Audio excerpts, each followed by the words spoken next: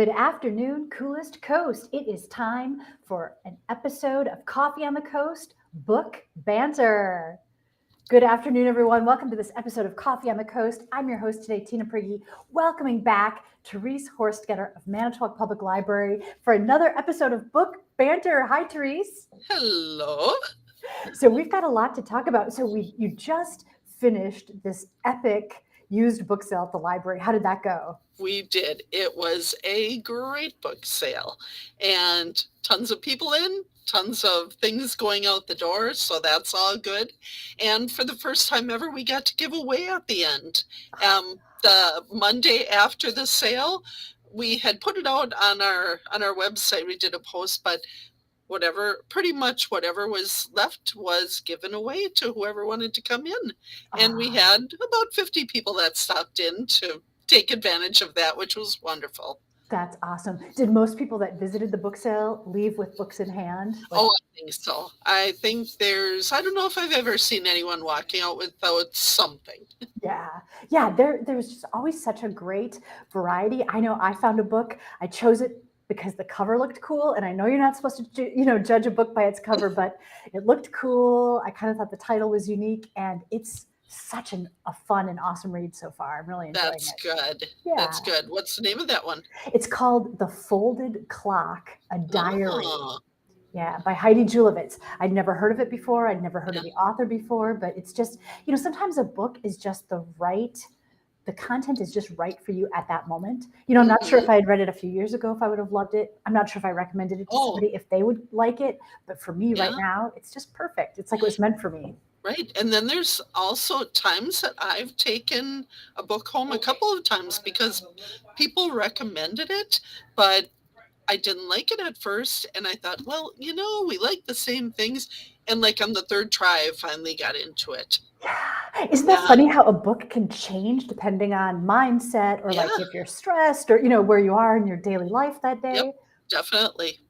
Well, and I have to say thank you to you, Therese, because last month, not only did we have a great conversation, but you had some great recommendations for us. And one of them was The Memory Keeper's Daughter, and you highly recommended it. And yes.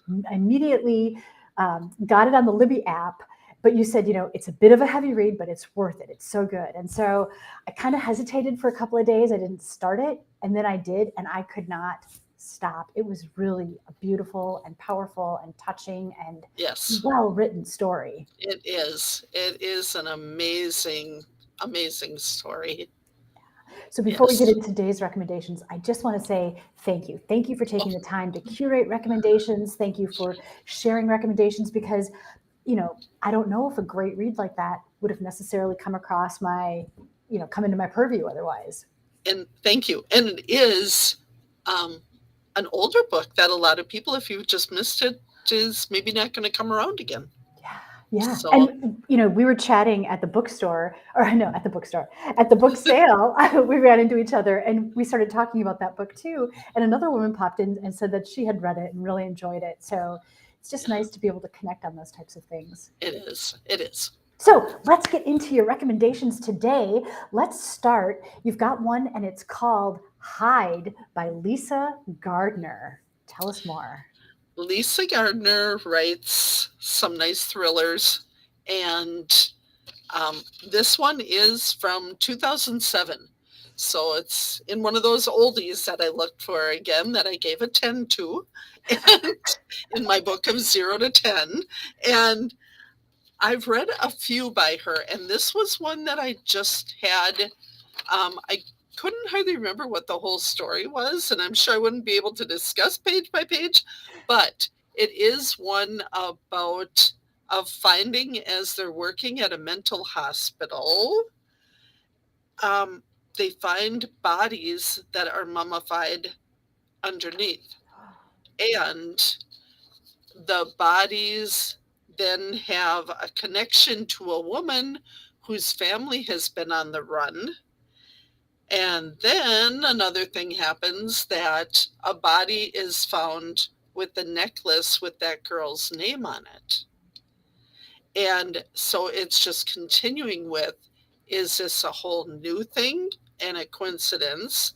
Does it have to do with her and her family?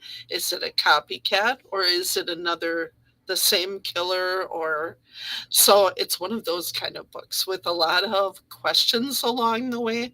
I do remember it being very good. I knew it had to do with these bodies that connected to more, and thought, oh, I think this is one worthwhile. And for a while, she had a short little streak of books that were like this one, Hide, um, Gone, Alone. They had just the single word titles to them, but then she has quite a few others that are just like, a short little blurb kind of, or a short little title, like Nowhere to Hide, something like that. And she has a new one out right now. So she's definitely an author worth checking into. And if you haven't read some of her older stuff, I would go ahead and do that. Okay, so she's a prolific author. Does she stay Yes. kind of in that same genre, sort of thriller, mystery? I think as far as I know about her, that is where her books land. Okay, Yes. cool. Viewers, if you've read a Lisa Gardner novel, let us know in the chat which ones you've read, what you think, and if you've read Hyde, definitely let us know that too. I have not. Okay, very cool. Let's talk next about The Secret Book of Flora Lee. This is a novel by Patty Callahan Henry. This, I think I put it on hold just based on the title that I saw somewhere, and the cover, which we say, you can't judge a book by its cover, but those attract you. Yeah, but we They do. just call to you. They do. But it talks about Hazel and Flora, who are sent away in Britain during, this would be it says war-torn London of 1939 is where it begins. Hazel is 14. She has a sister that's 5. And they are sent away because that is a dangerous area. So what they did was they sent a lot of children away to live with other families during this time, and then they were supposed to come back to their families. Well, they were sent to live with a woman whose nickname was Bridie. She had a longer name, a little harder to pronounce for some kids, but Bridie was her nickname. She had a son, Harry, who was very nice, really was good with the girls and with other kids that he met. And um, both Flora and Hazel's father was gone already in the war, and then his father was gone. So it was him and his mom.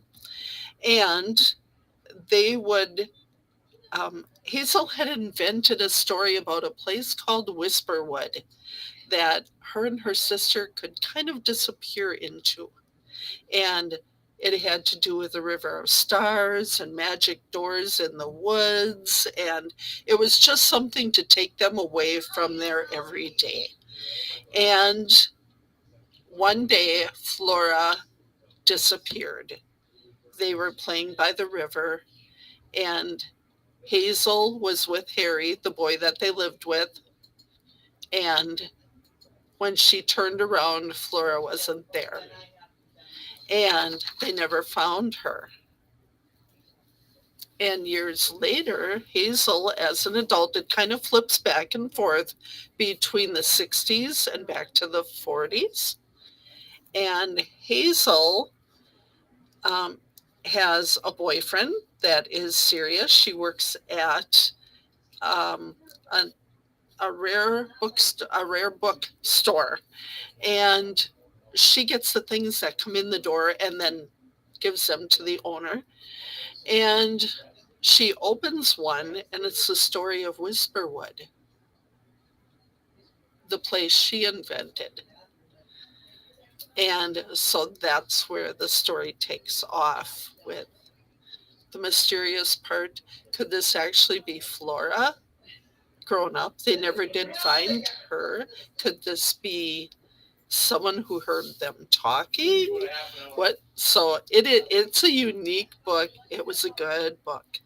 Oh, I don't want you to stop telling us the story. Keep going.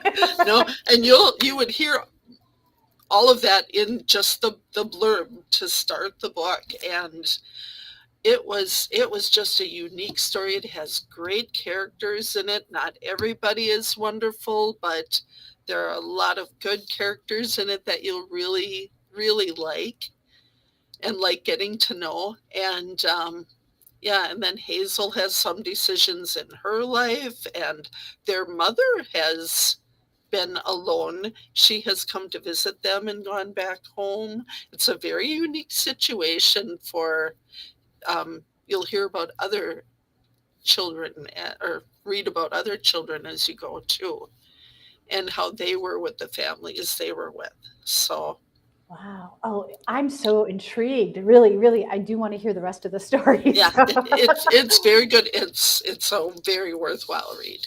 Okay, awesome. Definitely.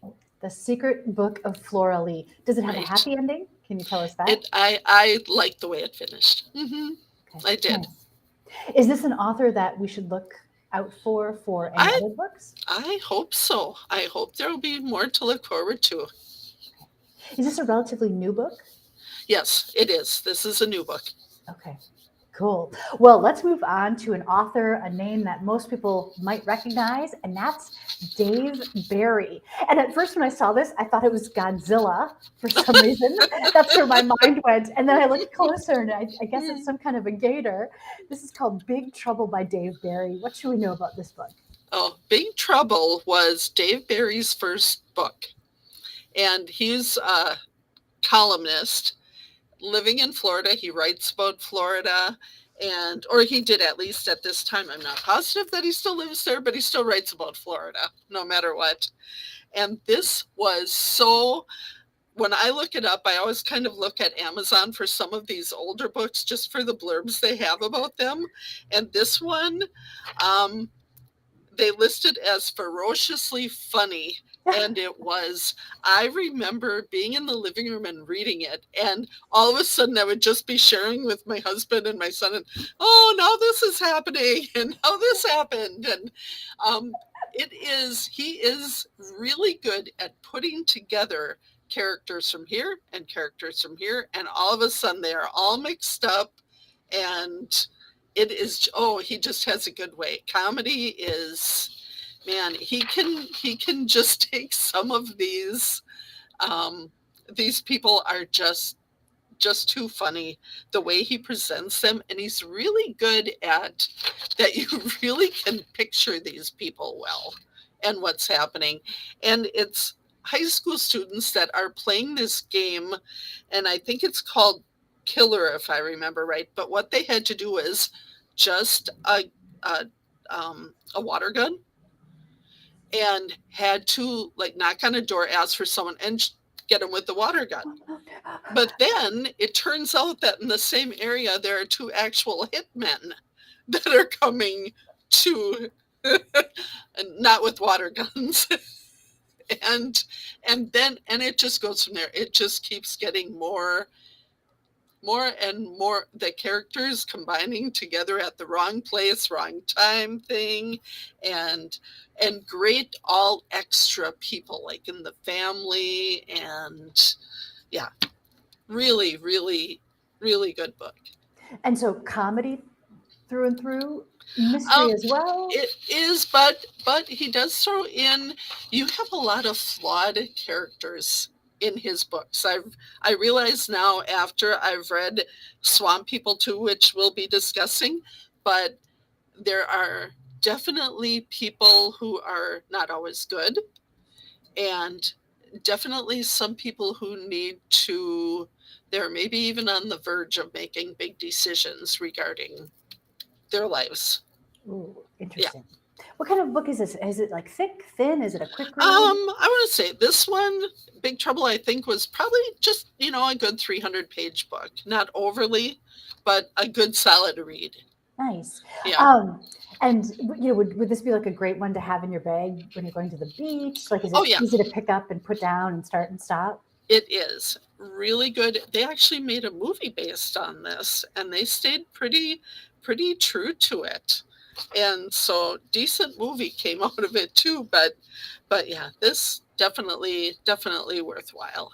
Does the movie have the same name? Yes. Oh, interesting. I'll have to seek that out. And so, Dave Barry, it's one single story. It's not short stories. Right. Okay. Just one. Yep. Awesome. Okay, and you said this is an older book by him, This and is an older one. Yes. he's pretty prolific too, right? Yes. I Okay. read, I think, one other in between, and now he hadn't had a book come out for a while. So I was happy to see that he did have another one. And is that this one that we're going to talk about? Yep. Okay, so the next one is Swamp Story. He's definitely got like a gator theme going on here. Oh, definitely with Florida, and that one really doesn't look like Godzilla. Okay, so what is Swamp Story?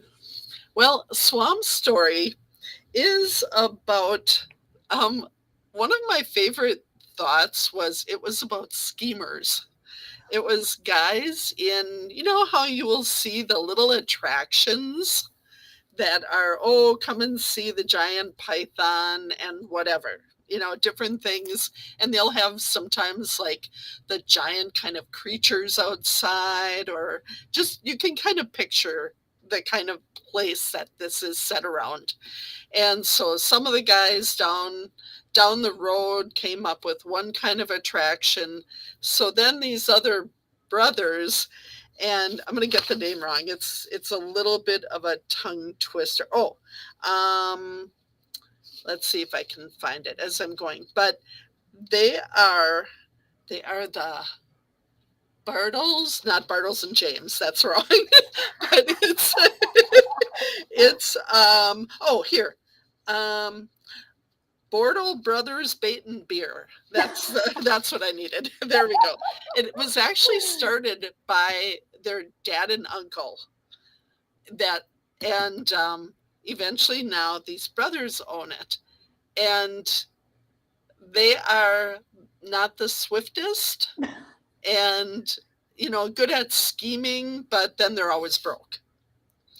And so they came up with a scheme that involves a few friends. And one of them, his main thing is that he just wants to take his shirt off while he's on camera. And another one that just wants to make sure he has as many lines as the guy with his shirt off. And then they're going to try and fit in the name of the place as they're screaming about a monster kind of thing. And it's just some of the back and forth with these guys is hilarious. And just the whole idea of what they're doing. Comedy?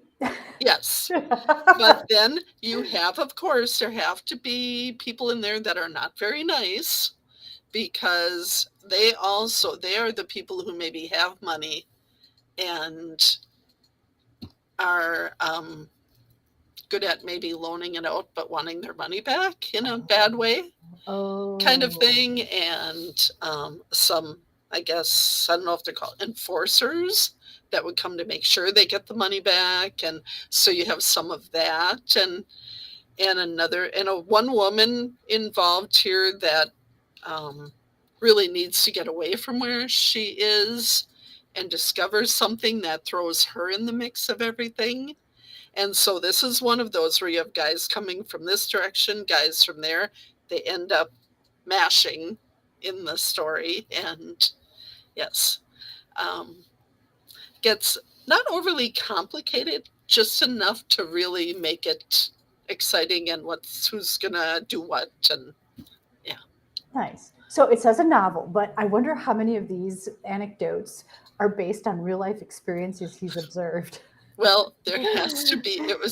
There's little things that are thrown in there, and I can't even remember. There was some phrase about staring, like he stared like he was really staring. I mean, there were just these little phrases that'll come along that just make you really want to laugh, and then it's like I said, the back and forth with these guys sometimes is really funny. Oh, nice. Yeah. What an excellent selection of summer reads you've brought. These all sound like you could pick them up and just really enjoy the story. I hope so. So you've been watching Coffee on the Coast. This is an episode of Book Banter. My guest is Therese Horstketter from Manitowoc Public Library, and she has recommended today Hide by Lisa Gardner, The Secret Book of Flora Lee by Patty Callahan Henry, and then Big Trouble by Dave Barry, followed by Swamp Story, also by Dave Barry. Awesome. Therese, do you have something that you're ready to read already for next time? Oh, I'm working on one right now, but I'll wait till next time to share it. Okay, sounds good.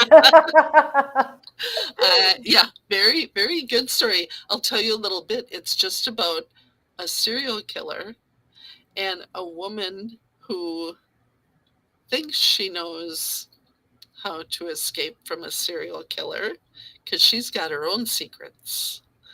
And that's all I'll say. It's been a very good read. So if it's good enough, you might recommend it next time. Oh, all yeah. Right. Yeah. Excellent. And one other thing to mention is a great big thank you to everybody who stopped at the book sale. And yeah, we had a great book sale, and it's so wonderful seeing people walking out with books. It's just great for loving to read, and you know how much people are enjoying it too. Yeah. And the other thing is tonight, spelling with our Brew and Bee at Pet Skull Brewing. It starts at 6 for the actual contest. The registration online is closed, but if you would like to still join in and be a contestant, at about 5 o'clock, they'll have a little registration table open in case any last minute people want to join in. Oh, so cool. Just wanted to mention that. And it runs for, I think they figure about 6 till 8. And it is a serious spelling bee. They've got Yes. actual words, and Yeah. there are judges, and there Yeah. are prizes, right? And I think, Right. did I see something that said every participant gets a pair of state fair tickets? Yeah. So I think that's great. You get beer or your choice of other beverage at Pet Skull. And yeah, I think it should be fun. I've not gotten to attend yet, so I'm really hoping to go and watch it tonight. I'm pretty sure that there will also be shenanigans. I can just I'm pretty sure. feel the fun already unrolling. Well, it sounds great. I wonder, you'll have to let us know what the most challenging word was that was given to the contestants. Yeah. Awesome.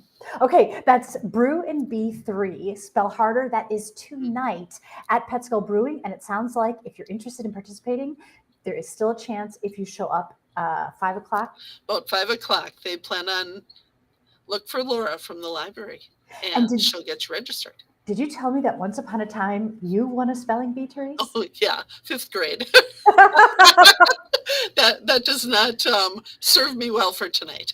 So I'm not competing. I'm watching. Oh, that's right. That's right. You don't have to compete to take in the fun and the festivities. Spectating is perfectly welcome. Right. Awesome. Well, have a great time. Therese, thanks for being my guest. Thanks for another fun episode of Book Banter. Thanks. It's always fun. Thanks for watching us on Coffee on the Coast. We'll see you next time, everyone.